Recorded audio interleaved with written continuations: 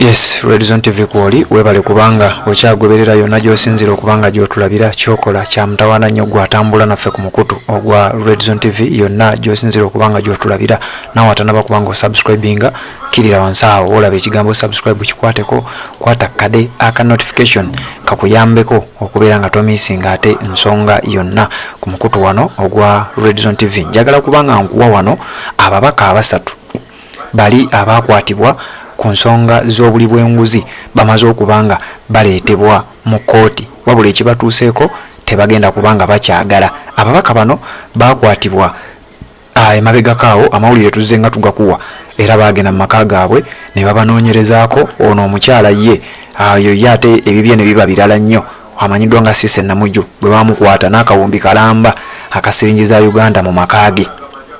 Kati njagala okutegeeza gwagoberera omukutu gwa Redison TV nti abantu bano batwalibwa mu kooti ne babanga babalimandinga era batwalibwa eruzira kubeera nga babeerayo paka baba charginga ennaku z'omwezi zaali 14 omwezi guno gwennyini ne babagamba mujja kudda mu kooti ng'ennaku z'omwezi 17 omwezi ogw'omunaana ennaku ezo lwe lwaleero era lwe babadde bakomawo mu kooti wabula omu talabise amanyiddwa nga Paulo Akamba nga bw'obalaba wano nti bali babiri.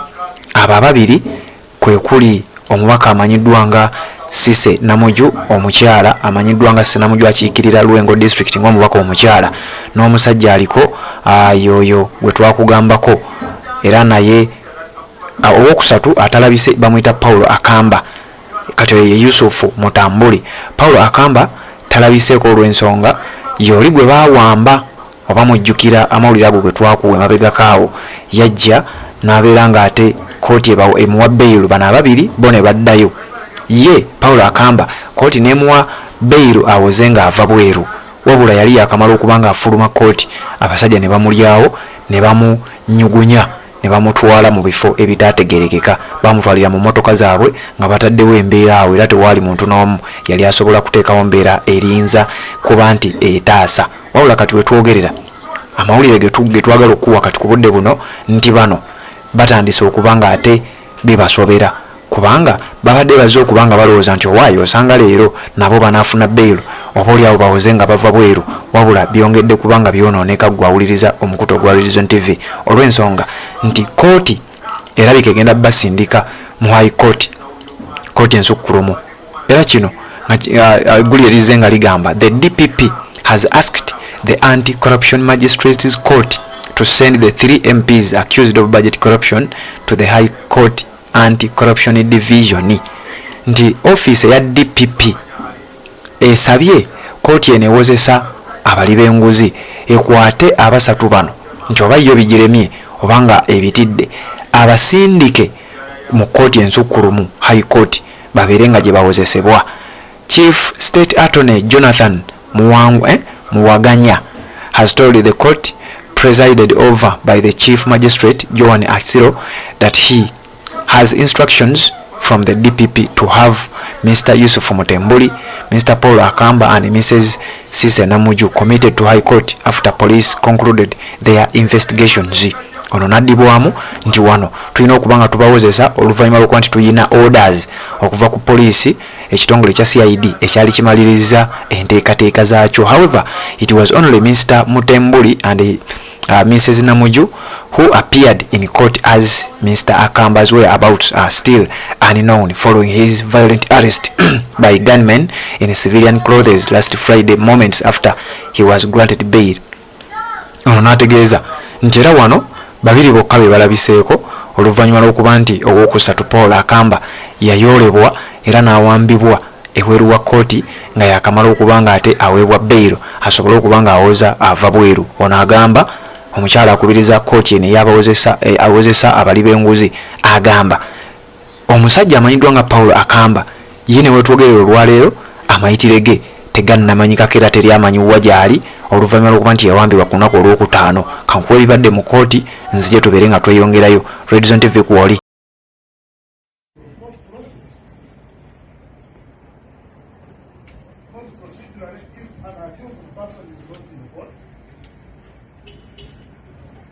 Either the state is applying for warrant of arrest or a production warrant the Commissioner General and his forces.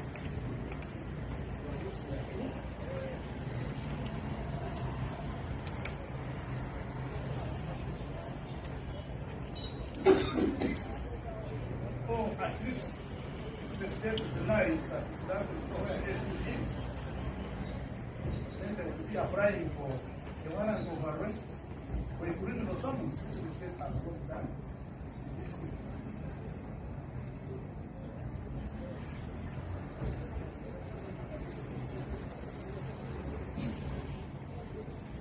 It's totally wrong for the state to purpose to commit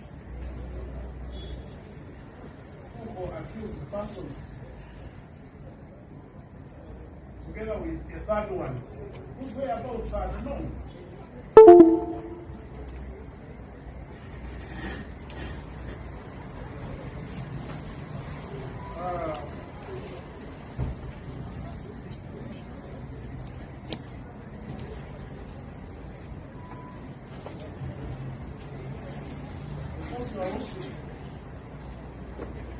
We are all at this court and we saw what happened,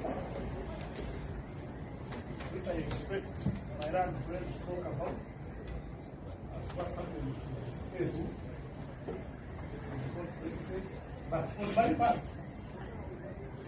is to say that what we said is doing is unforeseen because the proceedings of today were adjourned purposely.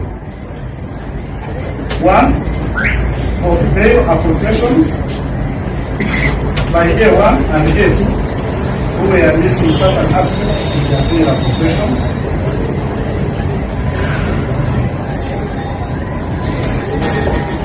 Secondly, it was to fix a hearing today.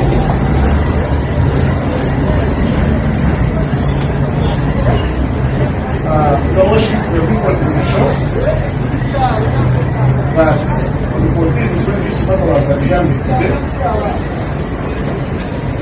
This Namato, assistant DPP, was present in court. And naturally we see that the senior officer had taken charge of the case. They are not orders and they are ranks. But when this someone stands here also without accounting for the absence of an assistant DPP prosecuting the case, I also find it strange. And then my friend Mr. Yes, bwe bityo bw'obiwulidde bwe bityo bwe biri. Ababaka abaasibwa nga balowooza nti obaoli awo banaateebwa bajja kuweebwa beyiro babeere nga bawuza bava bweru, leero nno gibawunyidde. Bo ababiri bali mu kuwoza era bali mu kusaba beyiro era ng'ebammiddwa olunaku olwaleero tebagenda kugifuna, bagenda kusigala bawoza bava munda paka lwe banaasalirwa, era singa omusango bagusala nga gubasinga bagenda kubanga basibwa. Ffe wano ku Redzone TV tujja kujja byonna tubeere nga tubikutuusaako. Wabula Paulo Akamba ono nga ye yawambibwa wiiki ewedde ku Lwokutaano, ye tannaba kubanga alabikako newe twogerera olunaku olwaleero. Webale kubanga okyagoberera yonna gy'osinzira okubanga gy'otulabira, tugenda kujja tukutuuseeko n'ebirala byonna. Kkiriza mbeere nga ate